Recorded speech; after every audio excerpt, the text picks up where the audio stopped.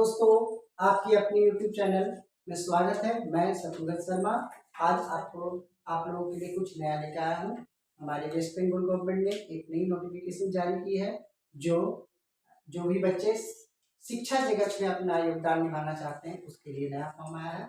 वो है waste Bengal government की तरफ से WB टेट। WB टेट क्या है? WB TET West Bengal board ने एक जो हर स्टेट का एक टेट होता है, जो वो टेट को क्वालिफाई करने के बाद वो हर स्टेट में अपना अपना टीचर का योगदान नौकरी पाते हैं। उसके लिए एक नया फॉर्म जो मैं आगे बताना चाहता हूँ, WB टेट। WB टेट ये जो है क्लास 1 से लेकर 5 तक के लिए।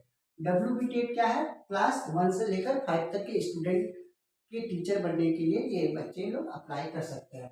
1 से लेकर जो प्राइमरी एजुकेशन होता है, जो प्राइमरी एजुकेशन होता है, और भी उसके ऊपर वाले को और भी कुछ बोलते हैं, आप बताएंगे वो आगे चलकर। चलिए हम लोग आपको आगे बताते हैं कि इसके लिए क्या क्वालिफिकेशन होनी चाहिए कि आप इस फॉर्म को अप्लाई कर सकते हैं। चलिए सबसे पहले बताना चाहता हूँ कि सभी स्टूडेंट जो भी मेरे दोस्त ये जो भी है वो उसके पास सीनियर सेकेंडरी होना चाहिए और उसके पास 50% ओवरऑल मार्क्स होने चाहिए। सीनियर सेकेंडरी का अर्थ क्या होता है? बहुत सारी जगह पर सीनियर सेकेंडरी का मान लीजिए क्या है, लेकिन हम बताना चाहते हैं कि HS जो 10वीं के बाद 2 साल जो कंप्लीट कर लेते हैं उसको बोलते हैं, कोई कोई इंटर बोलते हैं, कोई सीनियर सेकेंडरी बोलते हैं, हमारे यहाँ हायर सेकेंडरी बोलते हैं। तो senior secondary at least 50% marks overall होनी चाहिए और उसके साथ साथ एक ट्रेनिंग का सर्टिफिकेट होना चाहिए। जो ट्रेनिंग का नाम है 2 साल की कोर्स होनी चाहिए, 2 साल 2 इयर्स की कोर्स होनी चाहिए। Diploma in elementary education, diploma in elementary education. अगर ये क्वालिफिकेशन आपके पास नहीं है तो इसके अलावा अथवा या और बोल सकते हैं कि इसके अलावा क्या होना चाहिए? सीनियर सेकेंडरी और इट्स इक्विवेलेंट, सीनियर सेकेंडरी और its equivalent with at least 50% marks. उसके पास क्या होना चाहिए? 50% मार्क्स होना चाहिए और 4 साल का बैचलर ऑफ एलिमेंट्री एजुकेशन, जिसे हम लोग BELED बोलते हैं, BELED होना चाहिए।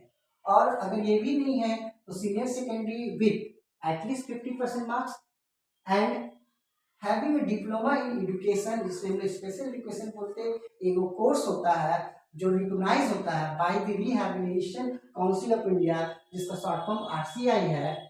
सर ऑल्सो भी कंसीडर, उसको भी कंसीडर किया जाएगा इस फॉर्म के लिए।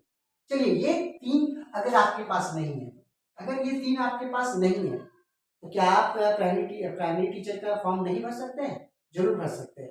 अगर आप शिक्षा जगत में आपका योगदान हो तो आपके पास जरूर ग्रेजुएट होने चाहिए, ग्रेजुएशन होना चाहिए, एटलीस्ट कितना परसेंट मार्क्स? ओवरऑल 50% मार्क्स होना चाहिए। और जो भी टीचर बनना चाहते हो उसके पास NCTE के अप्रूव्ड होने चाहिए कि उसके पास एक BEd bachelor of education qualified होना चाहिए, BEd होना चाहिए। ठीक है, अगर आप लोग BEd कर रहे हैं, अपेयरिंग स्टूडेंट है, अगर आप इन सभी में अपेयरिंग है, दे रहे लास्ट ईयर है, तो वो भी स्टूडेंट इसको अप्लाई कर सकते हैं।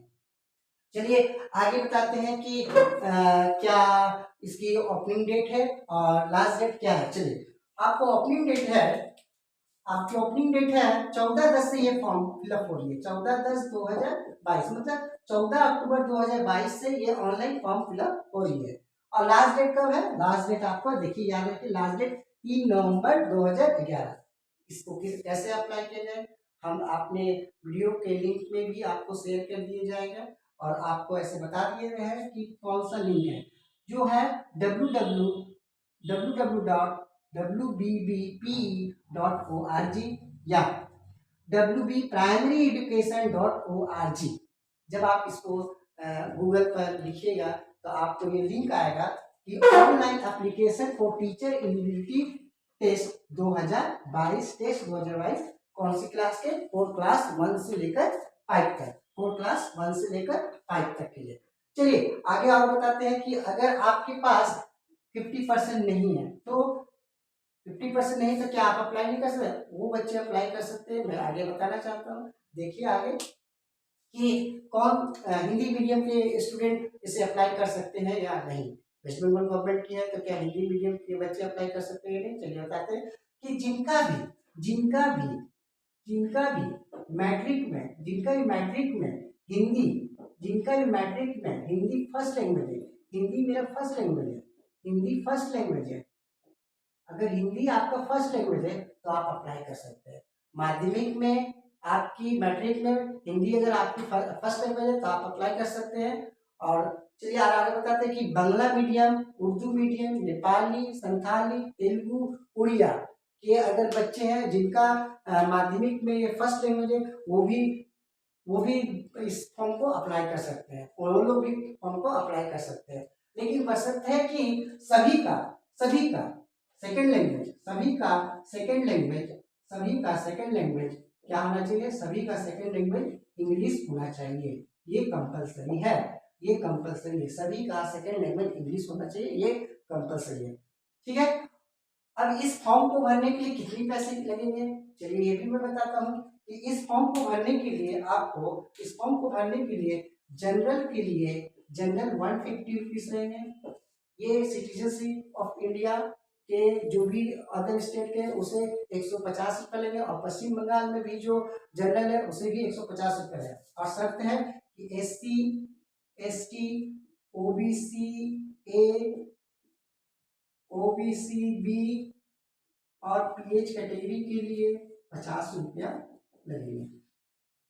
SC, ST, OBC A, OBC B और PH कैटेगरी जो पश्चिम बंगाल के निवासी है और उनके पास केवल अगर है SC, ST, OBC, OBC B और PH, इसके लिए 50 रुपये। अदर स्टेट की जो SC, ST, OBC है वो लोग जनरल में काउंट किए जाएंगे, उसे 150 रुपये लगेंगे। और चलिए किनके पास 50% नहीं, जो अपना फॉर्म को अप्लाई करते हैं। हाँ, जो बच्चे पश्चिम बंगाल से हैं और उसके पास SC, ST, OBC, OBC B, PH category में बिलोंग करते हैं, तो उन लोगों के लिए 50% की जगह 5% रिलैक्स है। कितना? 5% रिलैक्स है, कि वो 5% छूट है, वो लोग अप्लाई कर सकते हैं। तो इस वीडियो के माध्यम से आप लोगों को बताना चाहता कि इस फॉर्म को भरिए, और भी मैं इसके बारे में आगे बताऊंगा कि कितने नंबर के एग्जाम होंगे, कितने नंबर मैं लाऊंगा कि मैं पास हो जाऊंगा, कौन सा सेक्शन से कितना नंबर है, नेगेटिव है या नहीं है, ये सब मैं आगे वीडियो में बताऊंगा। चलिए मेरे चैनल को सब्सक्राइब कीजिए, लाइक कीजिए, शेयर कीजिए। जय हिंद, जय भारत।